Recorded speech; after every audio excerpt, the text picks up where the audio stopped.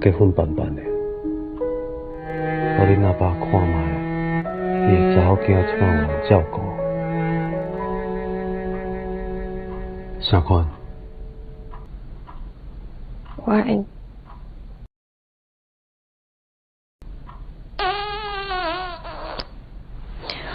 好臭哦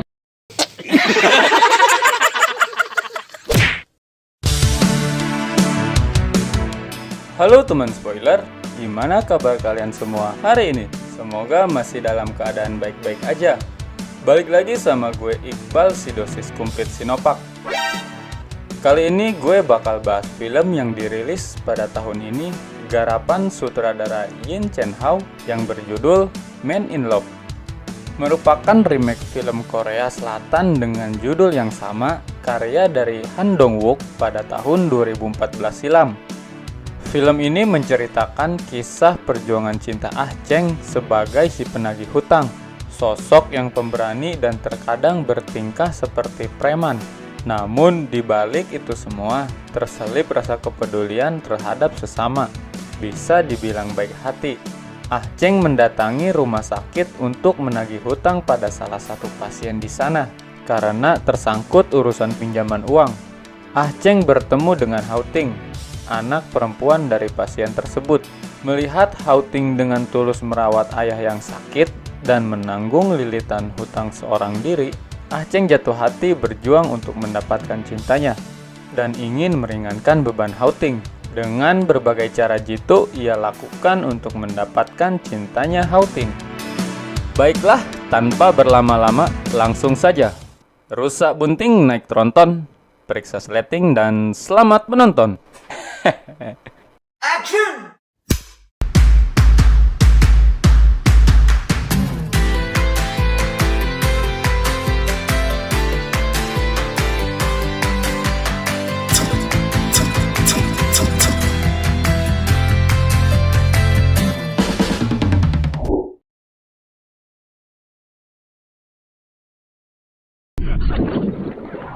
Scene diawali di sebuah kuil, tepatnya ketika hendak menagih hutang.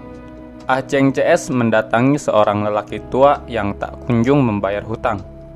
Di sana mereka melakukan pembulian agar Pak Tua bisa segera melunasi uang yang dipinjamnya. Pak Tua yang tak berdaya itu pasrah karena mengaku tidak mempunyai uang untuk membayarnya. Sebagai gantinya, sampai-sampai Pak Tua itu menawarkan nyawanya pada Ah Cheng. Namun, bukan itu tujuannya. Ah Cheng hanya ingin menagih hutang karena akan ada masalah jika Ah Cheng gagal menjalankan tugasnya. Karena tidak mau ripuh dan puyeng mikirin konsekuensi dari pekerjaannya, Ah Cheng menawarkan untuk mati bersama dengan Pak Tua itu. Ah Cheng membenturkan alas pembakaran dupa pada kepalanya hingga berdarah. Pak Tua yang ketakutan atas tindakan Ah Cheng lantas menceritakan apa yang terjadi. Uang yang dipinjamnya kelak akan ia gunakan untuk operasi sang anak. Ah Cheng yang mendengar alasan itu terlihat biasa saja, karena hampir semua peminjam di bisnisnya mempunyai masalah yang sama. Pak Tua itu memberikan penjelasan lebih lanjut pada Ah Cheng mengenai sang anak, dan berpesan pada Ah Cheng untuk tidak mengganggu keluarganya jika ia mati. Mendengar itu, Ah Cheng malah memberi Pak Tua uang untuk membeli suplemen agar nutrisi putranya tercukupi saat akan dilakukan operasi. Ah Cheng pun pergi dan Pak Tua mengucapkan terima kasih pada Ah Cheng atas kepeduliannya. Ah Cheng pun melanjutkan pekerjaannya untuk menagih hutang pada peminjam lainnya. Di antaranya pedagang obat, pedagang kaki lima, toko bangunan, tukang nasi uduk, warung sembako, dan warung remang-remang.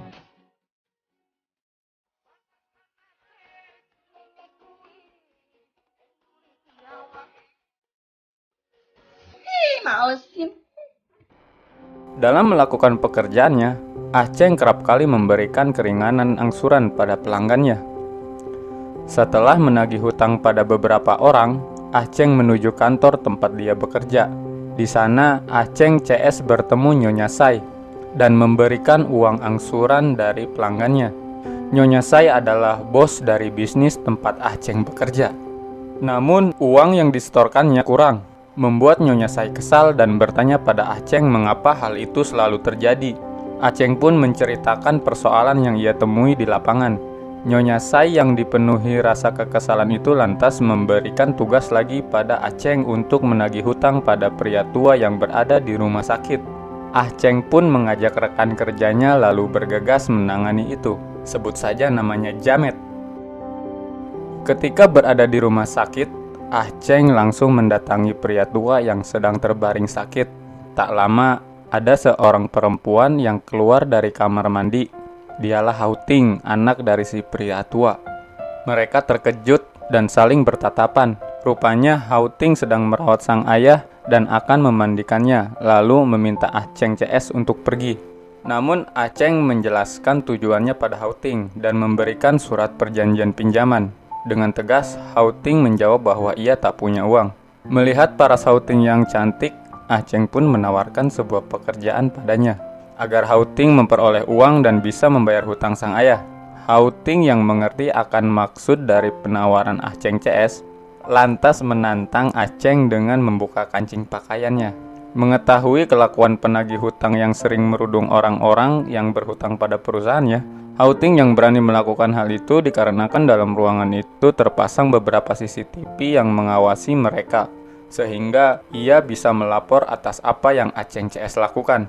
Aceng tak terpancing atas apa yang dilakukan Hauting, malah ia menyuruh rekannya untuk membawa pria tua itu. Hauting pun mencoba melawan agar ayahnya tak dibawa. Karena kecintaannya pada sang ayah, dengan terpaksa Hauting menandatangani surat perjanjian itu. Aceng yang mulai tertarik pada Hauting, memberinya keringanan angsuran dan memberinya hadiah. Scene berpindah di sebuah hotel. Di sana, Aceng huhau dengan seorang wanita langganannya. Kita sebut saja Katy. Terlihat jelas ketika selesai bercocok tanam, mereka berbincang seakan telah mengenal satu sama lain. Katy menjelaskan bahwa bercinta dengan Aceng sangatlah memuaskan, lalu Aceng pun memberinya uang. Rupanya si pemuas hasrat seksual itu adalah debitur dari bisnis yang dijalankan Nyonya Sai. Agar Katy bisa membayar hutang, Aceng sengaja melakukan huhau dengannya, semacam istilah menyelam sambil meminum air. Aceng yang menaruh perasaan pada Hauting berusaha mencari tahu kesehariannya, mengintainya dari luar kantor tempat Hauting bekerja, saat sedang berbelanja, mengurus ayahnya di rumah sakit, sampai memata-matainya pulang ke rumah. Selang beberapa waktu saat Hauting sedang makan, ia dihampiri Aceng dan menawarkan makanan. Kedatangan Aceng membuatnya kurang nyaman dan menanyakan apa tujuannya.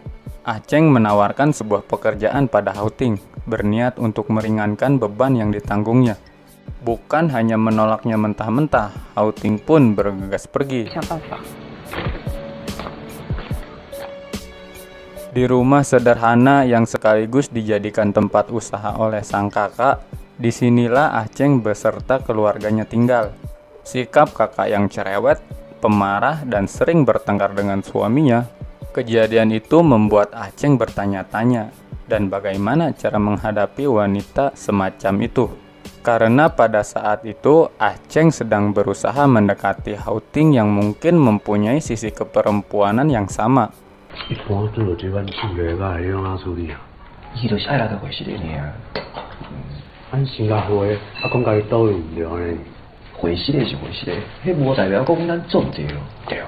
Dan Aceng pun mulai mengerti. Tak lama, Aceng pergi menuju ke tempat Hauting bekerja. Ia menaiki bus yang tak lain supirnya adalah ayahnya sendiri. Layaknya seorang ayah, ia mempertanyakan masa depan Aceng. Aceng yang terlihat tak mau ambil pusing menjawab dengan santai bahwa ia mempunyai takdirnya sendiri. Beberapa saat setelah itu, Aceng sampai di tujuan. Setelah nomor antrian terpanggil, Hauting merasa terkejut bahwa kliennya adalah Aceng. Aceng yang memulai pembicaraan menyinggung soal perbincangan pada saat mereka berdua makan malam, Houting yang merasa perkataan itu tak ada hubungannya dengan pekerjaan lalu melanjutkan memanggil nomor antrian berikutnya. Namun rupanya Aceng tahu apa yang akan terjadi dan ia telah mengambil banyak nomor antrian dengan tujuan yang sama, yaitu mencoba mendekati Houting. Aceng yang berbicara panjang lebar tak digubris sepatah kata pun oleh Houting. Yang terjadi justru Houting memanggil manajer karena Aceng mengganggu pekerjaannya. Manajer yang datang lantas menanyakan apa yang terjadi sambil memegang pundak Houting. Melihat itu, Aceng merasa marah dan cemburu seolah mengatakan tindakan itu tidaklah sopan. Lalu terjadilah sebuah pertikaian.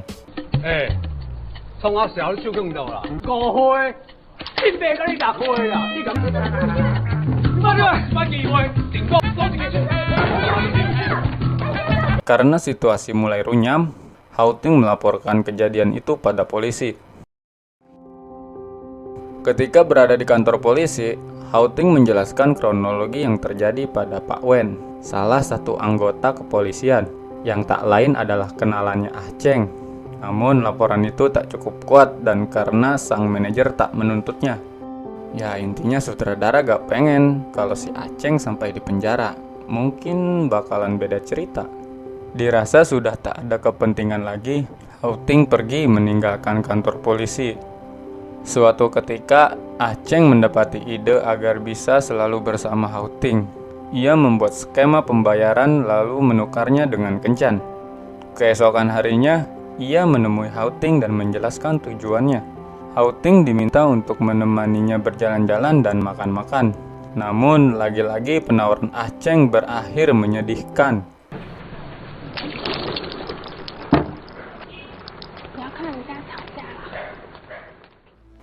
Selang beberapa waktu, pada saat Houting merawat ayahnya, kabar buruk muncul. Tagihan biaya rumah sakit membengkak. Houting merasa kesulitan untuk membayarnya. Ia mencari cara dengan meminjam uang pada saudaranya. Namun usaha itu tak membuahkan hasil. Pada akhirnya, Houting mendatangi Aceng bermaksud untuk menerima tawaran yang sempat dibicarakan. Layaknya lelaki normal, Aceng yang dibalut rasa senang karena Houting bersedia menerima tawarannya. Ia menjelaskan tujuan sebenarnya. Tidak hanya sekedar makan dan berbincang, Aceng meminta Houting untuk melayani hasrat seksualnya. Karena penawaran yang diberikan berbeda dari sebelumnya, Houting pun marah padanya dan berniat membatalkan tawaran tersebut. Pada saat itu, Aceng yang sudah tertarik pada Houting menyetujui penawaran sebelumnya, yaitu hanya makan dan berbincang saja. Mereka sepakat untuk itu. Hari pertama saat mereka berkencan, tingkah Houting masih sama seperti sebelumnya. Cuek bebek, raut muka yang kecut, dan datar seperti sedang diteror debt collector pinjol. Sampai-sampai makanan yang sudah disediakan tidak ia makan sedikit pun. Hari demi hari, jadwal kencan terus terisi. Dengan maksud menarik perhatian dari Houting, sesekali ia mengirimi makanan.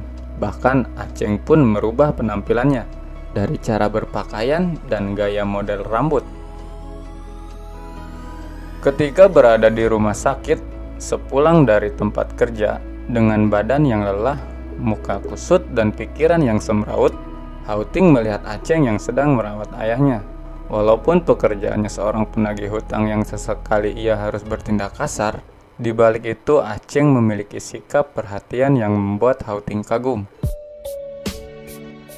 Pada jadwal kencan berikutnya, ketika mereka berdua berada di sebuah kafe, Aceng bengong melihat Houting yang menyantap makanan yang disediakan. Hal itu membuatnya senang dan menyodorkan makanan lainnya. Dari kejadian itu, hari demi hari, kedekatan mereka mulai terlihat. Semacam telah menerima orang baru di kehidupannya, Houting mengisi sendiri jadwal kencannya. Tak hanya itu, ia melukis wajahnya di dalam selembaran kertas jadwal itu. Melihat perubahan sikap Houting dengan cara yang konyol, Aceng mengajaknya untuk masuk hotel. Singkat cerita, si Jamet yaitu rekan kerja Aceng membuat keributan di sebuah toko lantaran pemilik toko itu selalu kurang dalam membayar hutang. Kita sebut saja pemiliknya Mr. Yoyo. Semua itu dilakukan atas perintah Nyonya Sai. Aceng yang tak sengaja melihat kejadian itu datang menghampiri lalu menghajar orang-orang yang membuat keributan di sana, termasuk si Jamet.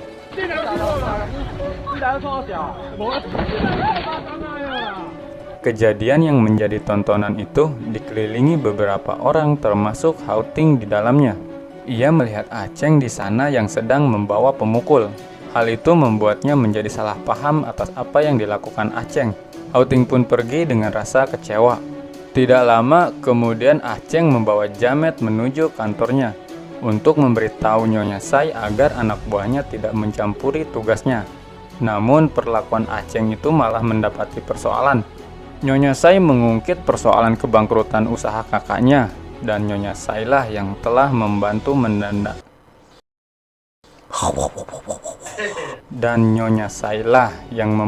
mendanai usahanya tersebut. Itulah sebabnya Aceng bisa bekerja pada Nyonya Sai agar bisa melunasi hutang sang kakak. Pada situasi ini, emosi Nyonya Sai memuncak. Jika Aceng tidak menjalankan tugas yang diperintahkannya, yaitu membawa semua uang yang telah dikeluarkan, Nyonya Sai akan pergi menuju rumahnya untuk menagih hutang pada sang kakak. Karena tak mau melibatkan keluarganya, Aceng menuruti perintah yang diberikan Nyonya Sai. Saat hendak menemui ayahnya di rumah sakit, Hauting terkejut melihat ayahnya tidak berada di sana. Ia bergegas mencarinya. Ketika menemukan ayahnya yang sedang berjemur dengan Aceng, ia hendak membawa ayahnya pergi dan menyampaikan pada Aceng untuk tidak mengganggu dirinya dan ayahnya. Lalu semua hutang akan ia bayar jika tiba waktunya, karena mengingat kejadian sebelumnya yang terjadi di sebuah toko. Perlakuannya membuat Aceng bingung. Hauting pun mengabaikan Aceng lalu pergi. Pada saat itu, Aceng menyatakan perasaannya pada Hauting. Hauting yang terlanjur menganggap Aceng seorang yang temperamental tak menghiraukan perkataan itu.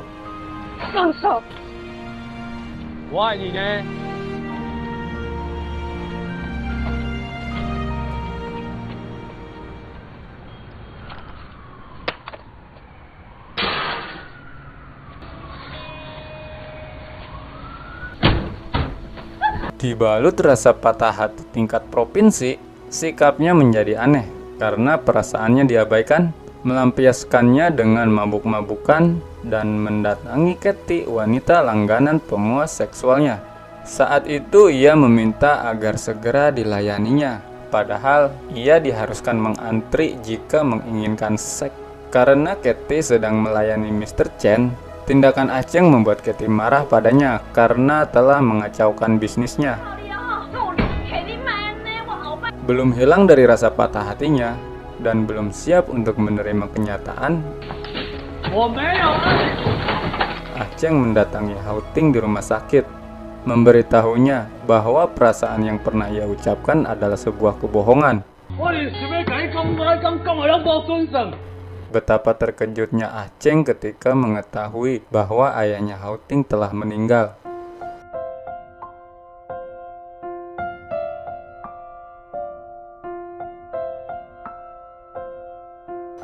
Ketika hendak melaksanakan upacara pemakaman, datanglah Aceng membawa karangan bunga.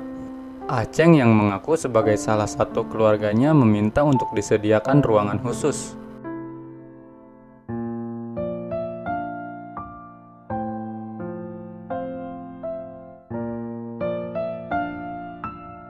Ketika menata ruang, datanglah Mr. Yoyo yang sebelumnya diberi kabar oleh Aceng menyampaikan bela sungkawa.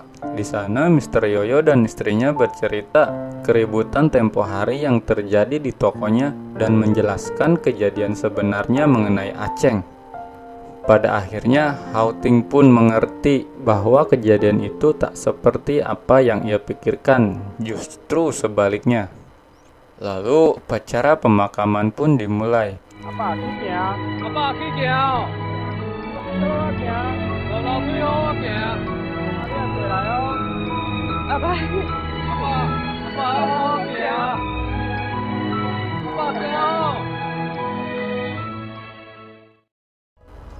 Singkat cerita, Ah Cheng menghampiri ayahnya untuk memberi sekantong vitamin dan suplemen. Setelah itu, Ah Cheng pergi menemui Hao Ting dengan tujuan yang sama, memberinya vitamin dan juga suplemen. Terlihat saat menjelaskan satu persatu manfaat obat-obatan tersebut, Hao Ting mulai membuka kembali hatinya untuk Ah Cheng. Dampak tene. Saat Ah Cheng pergi, Hao Ting memanggilnya dan mengajak untuk berjalan-jalan. Suasana siang itu cukup hangat. Hao Ting menanyakan soal perasaan yang pernah diucapkan Ah Cheng waktu itu. Disinggung pertanyaan itu, Ah Cheng malu-malu kucing dan berusaha mengalihkan pembicaraannya. Hao Ting yang selalu mendesaknya dengan pertanyaan itu membuat Ah Cheng dipaksa untuk bercerita. Mendengar jawabannya, Ah Cheng mendapat ciuman pertama dari Hao Ting. Layaknya kucing dikasih ikan, Ah Cheng menunjukkan keagresifannya. Mereka pun bercumbu mesra. Ya, kalian pasti paham aksi mereka selanjutnya ngapain.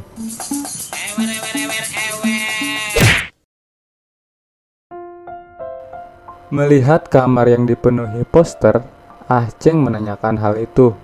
Hao Ting menjelaskan bahwa ia berencana untuk membuka usaha kedai yang sudah lama ia inginkan, mengandalkan sejumlah uang yang diperoleh dari asuransi sang ayah dan menjelaskan semua biaya operasionalnya, lalu mencari lokasi toko yang tepat untuk beroperasi. Siang hari ketika Ah Cheng CS melakukan pekerjaan seperti biasanya, yaitu menagih hutang kepada seorang pemilik kedai. Di sana mereka mendapati perlawanan. Ah Cheng yang sudah terbiasa akan hal yang berbau kekerasan mampu menangani itu, walaupun kepalanya sempat dihantam sebuah kaleng sampai bercucuran darah. Selesai dari tugasnya, Ah Cheng menemui Hao Ting yang berada di sebuah kafe yang sudah menunggunya. Melihat kedatangan Ah Cheng dengan luka yang cukup serius, Hao Ting merasa cemas. Ah Cheng pun berusaha menenangkannya bahwa semua ini baik-baik saja. Ia menjelaskan akan berhenti dari profesinya sebagai penagih hutang dan menjalani usaha membuka kedai teh bersamanya. Keesokan harinya, Ah Cheng pergi menemui Nyonya Sai berniat untuk mengundurkan diri dari pekerjaannya. Mendengar hal itu, Nyonya Sai merasa keberatan karena sosok Ah Cheng sangatlah diperlukan untuk menjalankan bisnisnya. Keputusan matang yang diambilnya tak merubah sedikit pun tujuannya.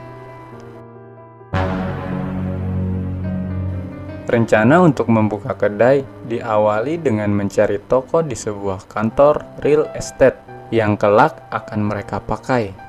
Namun uang yang terkumpul belumlah cukup karena biayanya begitu mahal. Ah Cheng berusaha mencari cara agar dengan cepat bisa mewujudkan keinginan Hao Ting. Ah Cheng pun kembali seorang diri dan menemui kenalannya. Di sana ia mendapati lahan yang cukup efisien dan menemukan cara cepat untuk mendapatkan lahan tersebut. Ah Cheng pun mendatangi Nyonya Sai agar bisa mendapatkan uang dengan cepat. Ia menawarkan dirinya pada Nyonya Sai mengenai bisnis yang sempat dibicarakan pada saat Ah Cheng mengundurkan diri. Nyonya Sai pun menawarkan kerjasama pada Ah Cheng untuk menjalankan bisnisnya. Ah Cheng diharuskan memberikan seluruh uang yang dimilikinya agar bisnis itu menghasilkan banyak uang. Merasa tidak sabar dan ingin segera mewujudkan keinginannya Hao Ting, Ah Cheng pun bersedia menerima tawaran itu. Karena Ah Cheng yakin Nyonya Sai mampu melakukan bisnis tersebut dan bisa memperoleh uang dengan cepat juga cukup untuk keperluannya. Ah Cheng bertemu Hao Ting dan memberikan selebaran brosur toko dan memintanya untuk memilih toko mana yang Hao Ting mau. Hao Ting yang merasa heran menanyakan pada Ah Cheng dari mana ia mendapatkan uangnya. Ah Cheng yang tidak ingin Hao Ting mengetahui rencananya hanya mengatakan uang itu bisa diperoleh dari dana pensiunnya. Pada saat itu, mereka bercerita banyak tentang tujuan yang ingin mereka capai. Bahkan Aceng berniat untuk menikahi Hao-ting. 结婚办办的，互恁阿爸看卖，伊会查某囝怎样人照顾。啥款？我爱你。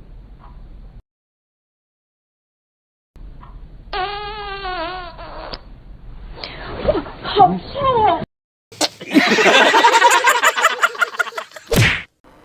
Di suatu hari, setelah menyetujui penawaran yang diberikan Nyonya Sai, Aceng pergi ke suatu tempat yang mana diadakan permainan kasino. Ia menyetorkan sejumlah uang pada kasir. Sementara itu, Hao-ting pergi menuju real estate dan bertemu Tuan Yang untuk membicarakan soal toko yang akan dibelinya bersama Aceng. Pada saat itu, Aceng berjanji akan menyusul Hao-ting. Namun keadaan berubah ketika negara api menyerang. Then, everything changed when the Fire Nation attacked. Bentar, nggak gitu teksnya. Namun keadaan berubah ketika muncul sekelompok orang menggunakan topeng menyerbu tempat kasino itu. Berniat untuk merampok, berbekal ilmu silat yang Aceng miliki, ia menghajar beberapa perampok tersebut. Apalah daya, serangan demi serangan yang Aceng terima tak mampu membuatnya bertahan. Alhasil sekelompok orang itu mengambil semua uang yang ada di sana, termasuk uang milik Aceng. Ketika salah satu perampok akan pergi, Aceng berhasil melumpuhkannya. Dan ternyata perampok itu adalah si Jamet.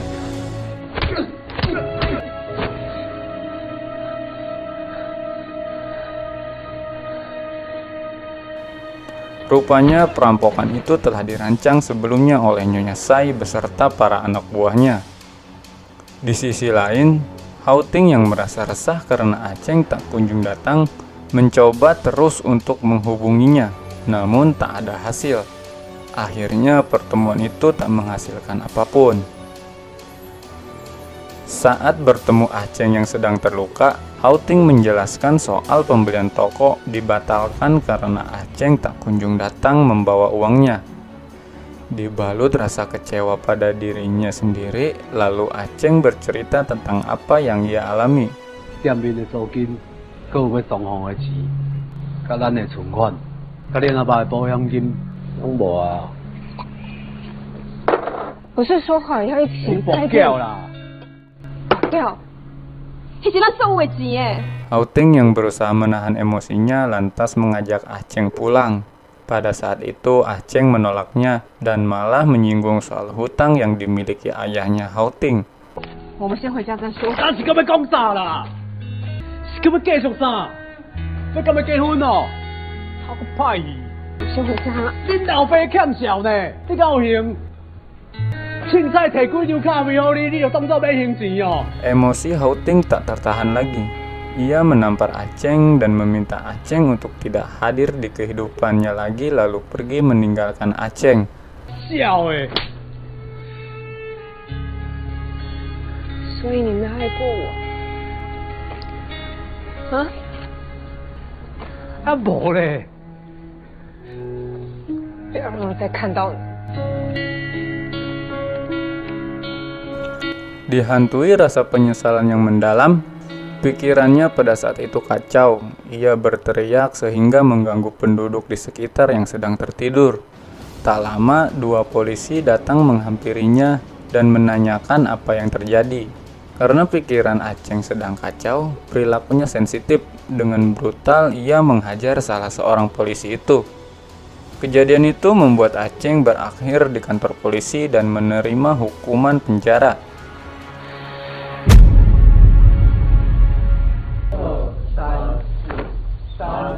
Singkat cerita, setelah menjalani masa hukuman selama 6 bulan, Aceng dinyatakan bebas bersyarat. Ia menemui Mr. Wen, seorang polisi kenalannya untuk mencari tahu keberadaan Nyonya Sai. Ketika mendapati informasinya, Aceng pergi menemui Nyonya Sai di sebuah kantor pemilu, meminta agar uang yang pernah ia investasikan dikembalikan, dikarenakan uang itu bukan miliknya dan akan ia kembalikan. Mendapat perlakuan yang kurang mengenakan dari Nyonya Sai, Aceng merasa kecewa lalu pergi untuk menemui Hao Ting.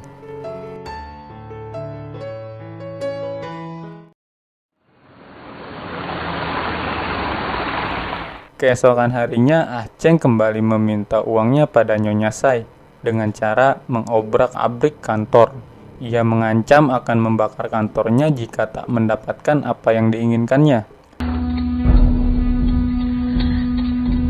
Ia menjelaskan sebuah penyakit yang dideritanya yang membuat sisa hidupnya tak bertahan lama lagi.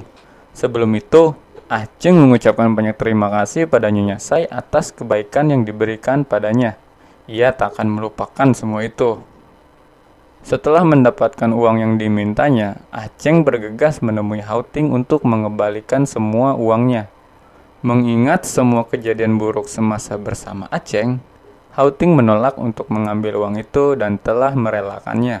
你以为你欠我的是这个吗？胡金龙，我拜托你，求你不要拜托我，求你了。 Hao Ting pun pergi meninggalkan Aceng.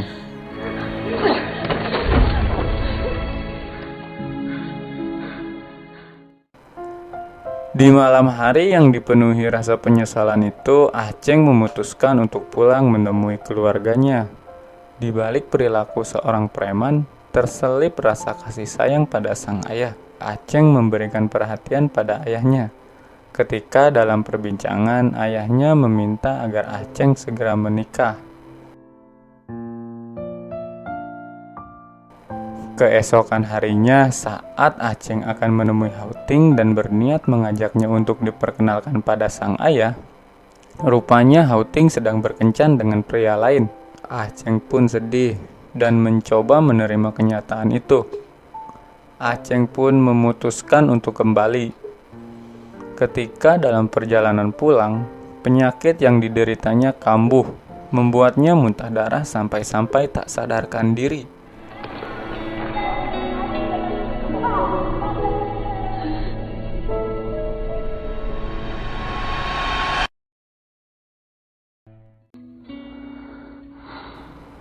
Scene berpindah ketika Aceng berada di rumah sakit.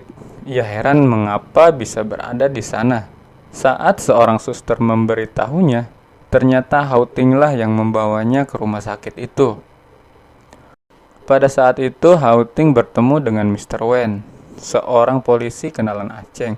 Di sana mereka bercerita banyak tentang kehidupan Aceng, mulai dari soal penyakit yang dideritanya, sehingga diharuskan melakukan operasi termasuk tujuan untuk mengembalikan uang pada Hao Ting.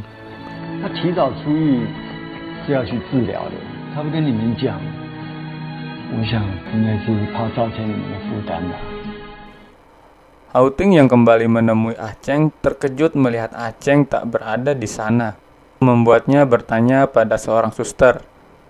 Ketika mengetahui Aceng pergi ke suatu tempat, lantas ia bergegas menyusulnya. Hao Ting yang berhasil menemukan Aceng yang berada di terminal bus langsung menghampirinya.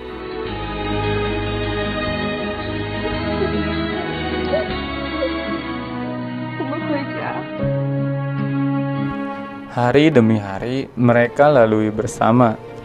Di sisa-sisa waktu hidup yang dimiliki Aceng, Hao Ting selalu menemaninya. Sampai pada akhirnya waktu operasi itu tiba.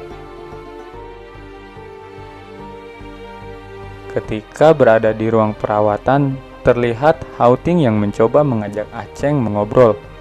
Tidak ada respon sedikit pun dari Aceng yang sedang terbaring. Sampai pada akhirnya Hao Ting mengetahui bahwa Aceng telah menghembuskan nafas terakhirnya.